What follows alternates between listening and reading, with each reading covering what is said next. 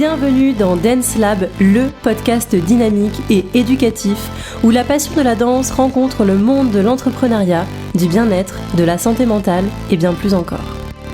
Des conseils, des histoires, des conversations captivantes avec des experts et des personnalités où recommandations et partage d'expériences enrichissent le quotidien des danseurs et pas que.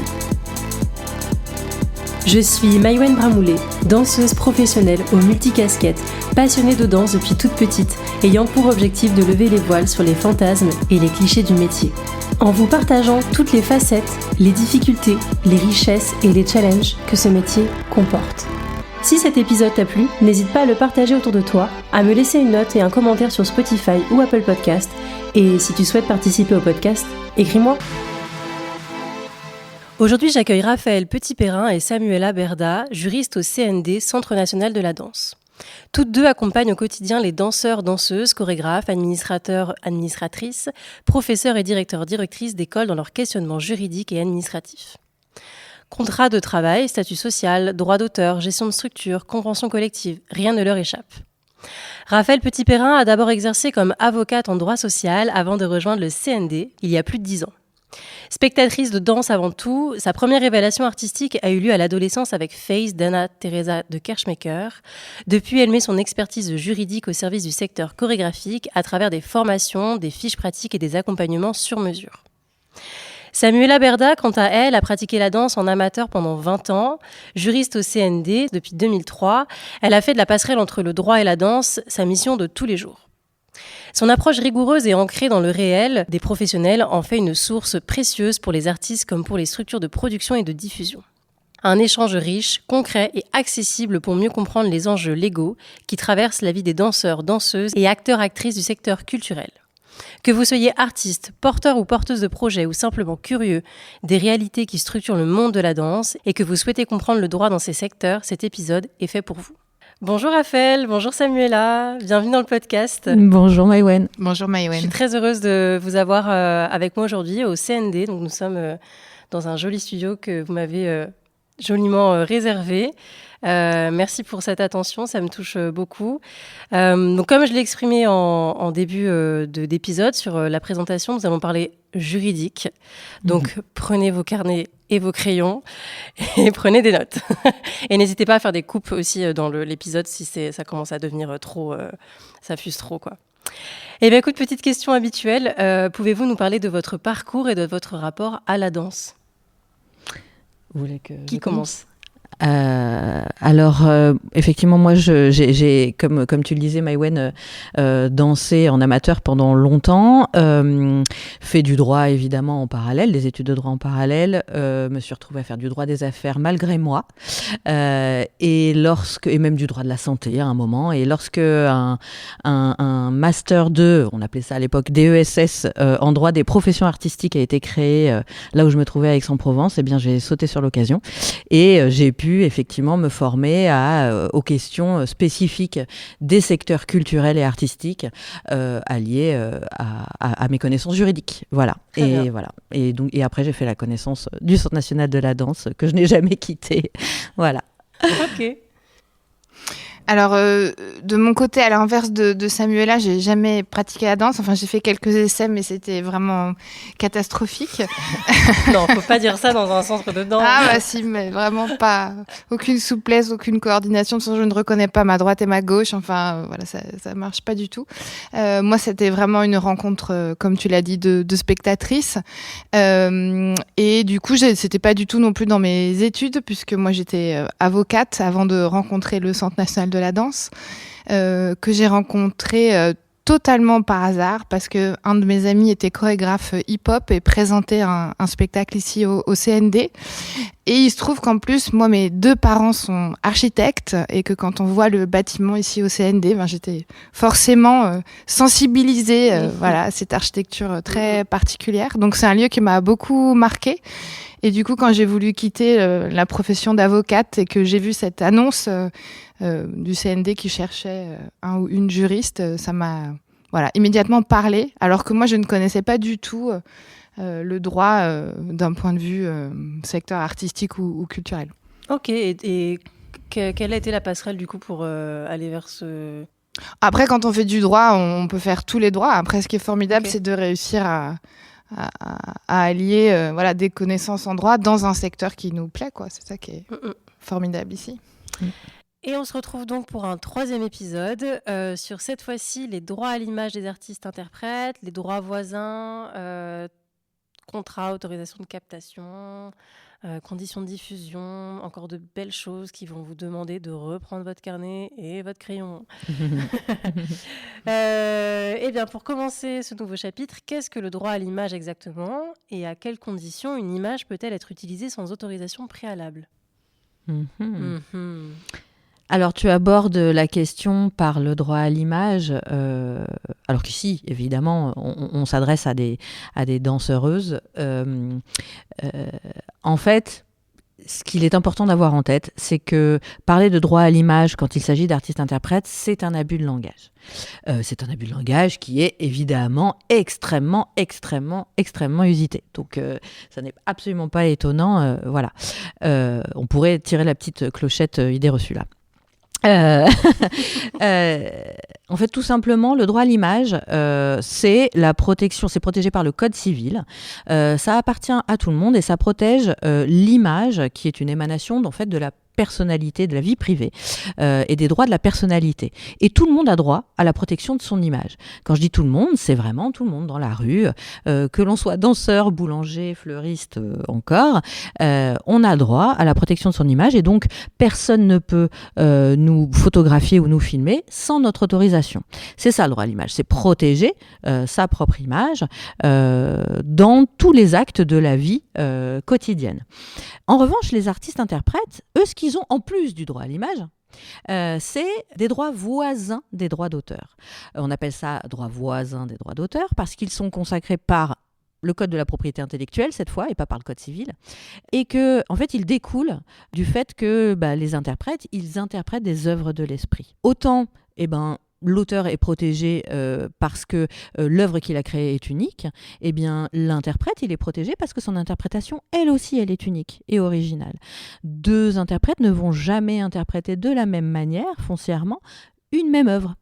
Et en ça, ils sont uniques, ils sont protégés par les droits voisins du droit d'auteur et donc par le code de la propriété intellectuelle. Et qu'est-ce que ça implique ? Ça implique que pour avoir le droit de photographier ou de filmer un danseur qui est en train d'exécuter une interprétation, d'interpréter une œuvre, eh bien, il faut son autorisation écrite également. Voilà. Très bien. La vraie différence entre le droit à l'image et les droits voisins du droit d'auteur, c'est les exceptions qui existent à ces droits-là. Il existe plusieurs exceptions au droit au respect de la vie privée, donc au droit à l'image, notamment le droit à l'information. On va considérer que le droit à l'information peut primer sur le droit au respect de la vie privée.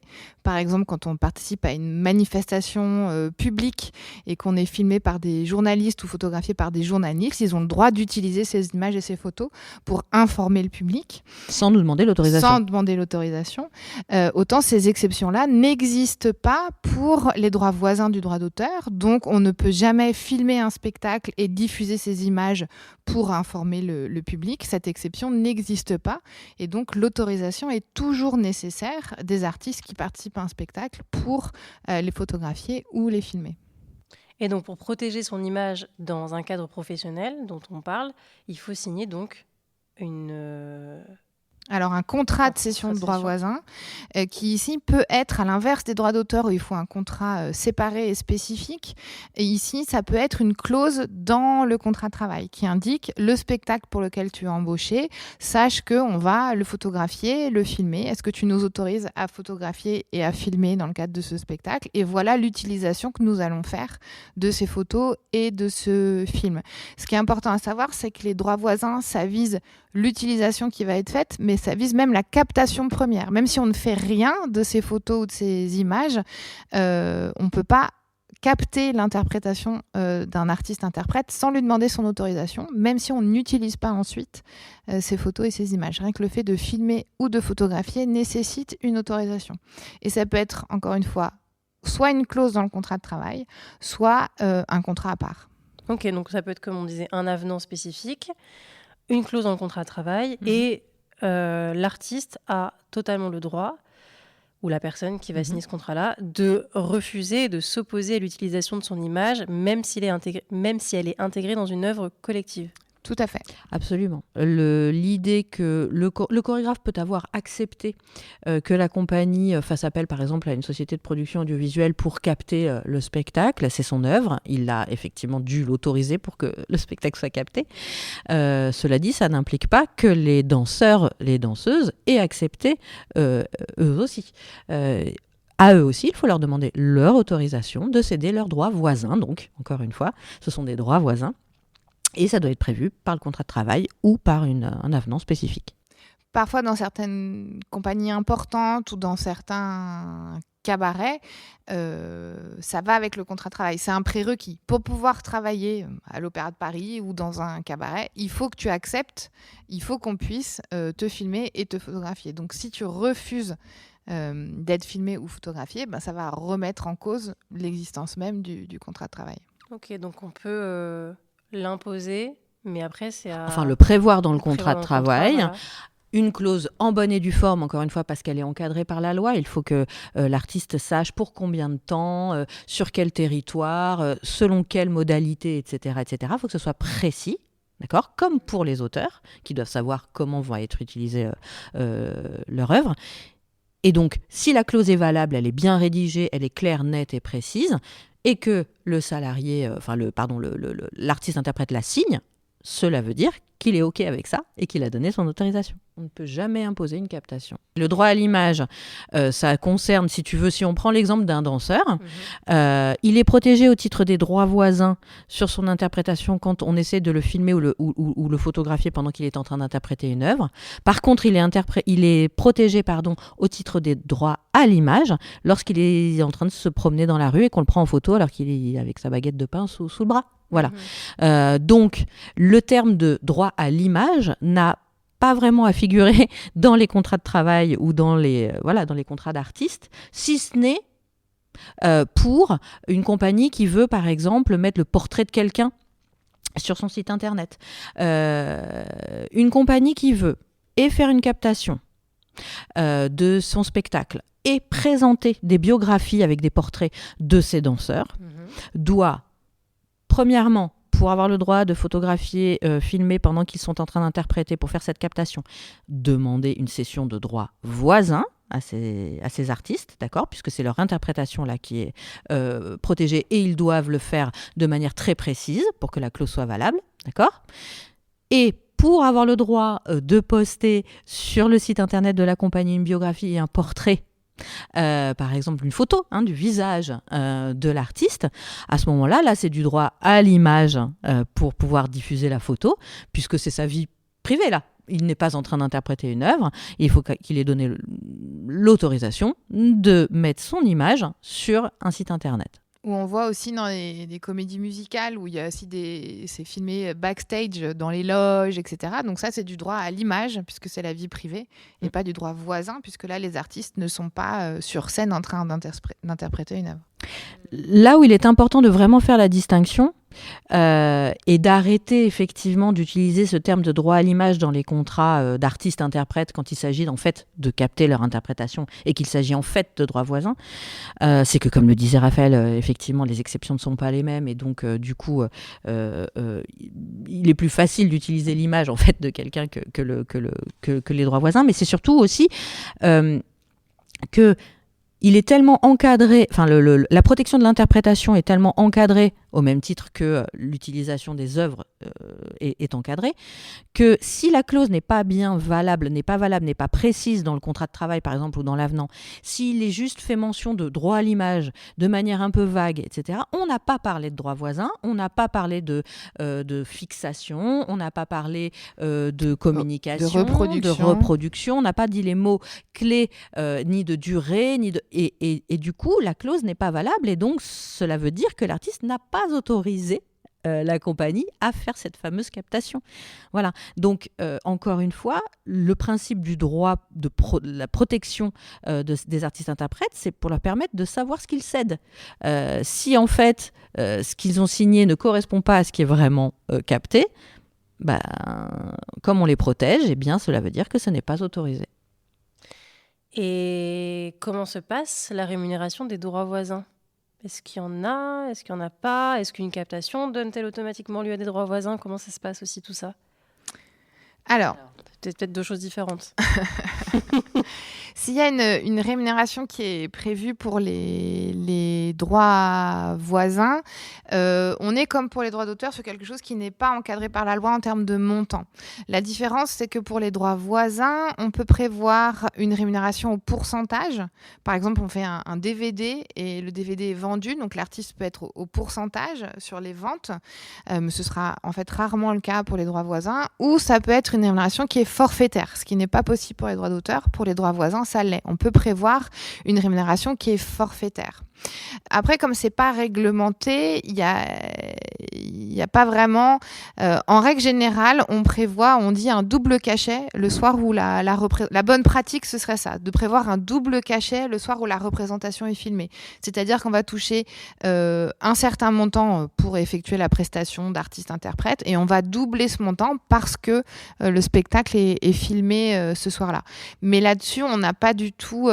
Disons que c'est des bonnes pratiques, mais c'est pas du tout réglementé. Et puis ça dépend aussi tellement de l'utilisation qui sera faite ensuite, oui. S'il y a de la commercialisation évidemment de DVD ou autre, et que ça génère de grandes recettes, on peut être en droit aussi de demander un peu plus de rémunération. Bien que ça, oui, voilà. Un cachet supplémentaire, si ton cachet il est à 100 € brut ou 100 voilà. C'est pas... Ce qu'il est important de dire, en tout cas, c'est qu'il n'y a pas de grille ni minimale, ni maximale, ni de référentiel, contrairement aux salaires dont les minima sont fixés par les conventions collectives. On sait qu'on ne peut pas descendre en dessous. En revanche, la rémunération en droit d'auteur ou en droit voisin, elle n'est pas encadrée par la loi. Les montants ne sont pas encadrés par la loi. Pourquoi ? Voilà. Pourquoi tout est quand même très encadré sur beaucoup de sujets et ça, il n'y a pas d'encadrement ? Est-ce que c'est un oubli ? Est-ce que c'est parce que non, c'est du cas par cas ? C'est du cas par cas. C'est la volonté de Parce négocier de gré à gré. En fonction de la notoriété de chacun, des recettes qu'on peut en tirer ou pas. De l'économie du projet. Mais ce que je veux dire, c'est quand même, par respect, je pense même pour la personne qui va se faire capter, d'avoir un minima, peut-être une grille minimale. Au moins. En fait, alors tu vois, par exemple pour les droits d'auteur, comme il n'est pas obligatoire, on peut posséder à titre gratuit, du coup ça paraîtrait un petit peu paradoxal de se dire ok, ça peut être à titre gratuit, mais si jamais c'est payé, c'est au minimum temps. Ce serait un peu paradoxal, puisque ça peut être à titre gratuit. Les droits voisins, ça peut être cédé à des fins qui sont absolument non commerciaux. Par exemple, pour les archives de la compagnie, pour faire de la promotion du spectacle, pour trouver des dates de diffusion, donc pour trouver des cachets aussi pour les artistes derrière. Pour diffuser les œuvres aussi, c'est vrai que ouais. ça facilite. Avoir des images du spectacle, ça favorise sa diffusion. Donc, alors après, attention, si... on adhère à un organisme de gestion collective des droits d'auteur ou des droits voisins, on adhère forcément à leur fonctionnement et à leur barème. Pour le coup, si un auteur ou un interprète adhère à l'un de ces organismes, SACD, SACEM, Adamis, Pédidam, etc., ces organismes ont des barèmes minima qu'il faut obligatoirement respecter pour le coup. Mais ça va marcher quand il y a des diffusions audiovisuelles de spectacles vivants. Ce qui n'est pas toujours le cas. Dans notre cas est assez rare. Est-ce qu'on peut revendre ou céder les images d'un spectacle à un tiers, diffuseur, plateforme, chaîne, sans reconsidérer les droits ?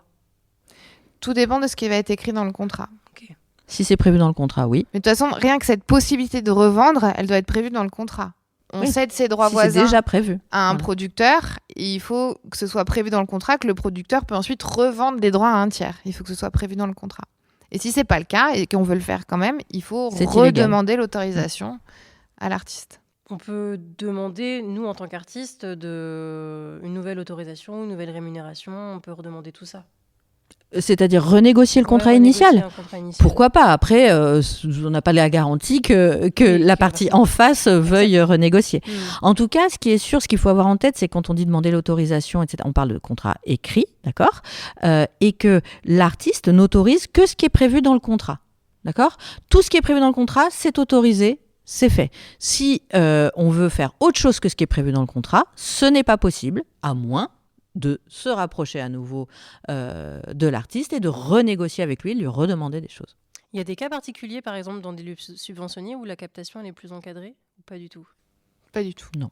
Après, c'est ce que je disais, dans les grosses compagnies, dans les cabarets bien implantés, etc., il peut y avoir des accords qui sont négociés en interne, notamment avec les syndicats de salariés qui encadrent la captation qui sera faite dans ce type de lieu, qui va automatiser la rémunération des artistes, qui va encadrer cette rémunération.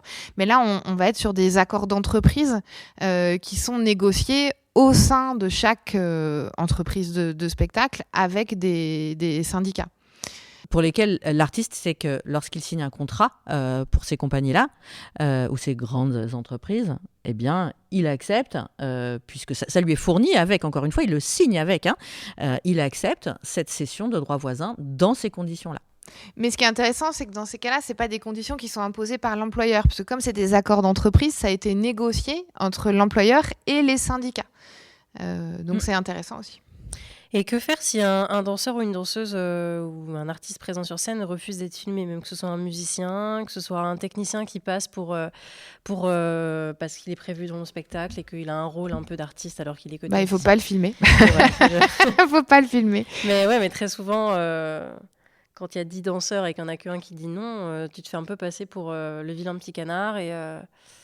Certes, mais tu en as le droit. Ok.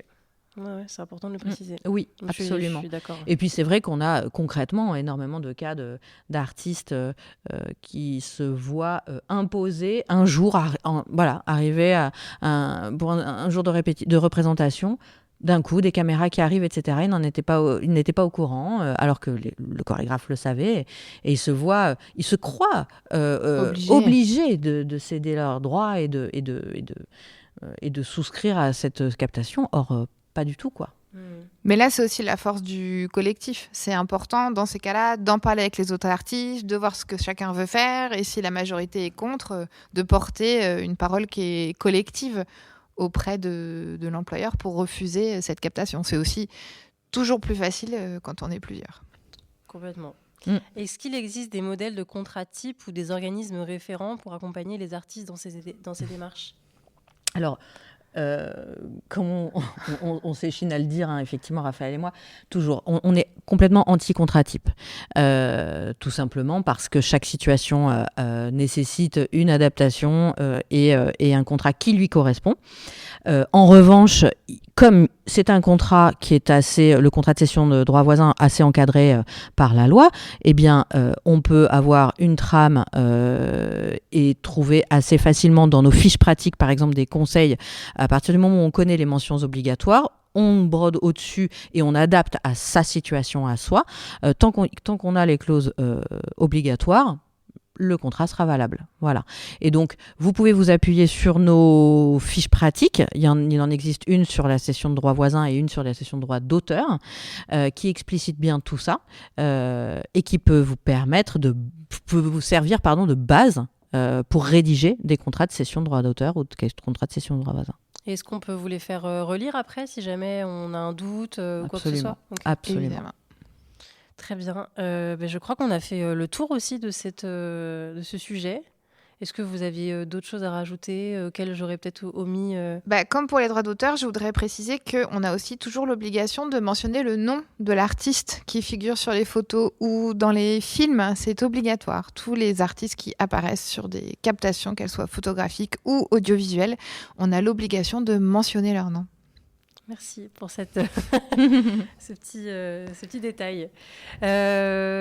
Je redis la même chose que sur les autres épisodes. Les ressources et les premiers réflexes, si vous en avez pour des questions juridiques, c'est de vous renseigner auprès du CND avec les fiches pratiques que je remettrai toujours en biographie de l'épisode et de ne pas hésiter à vous contacter. Voilà, je crois que j'ai tout dit. Merci encore pour votre temps, pour vos partages de connaissances. Avec C'était plaisir. Un plaisir de vous avoir. J'ai eu l'impression d'avoir un duo de tic et tac. Parce que c'est vrai que ça match bien.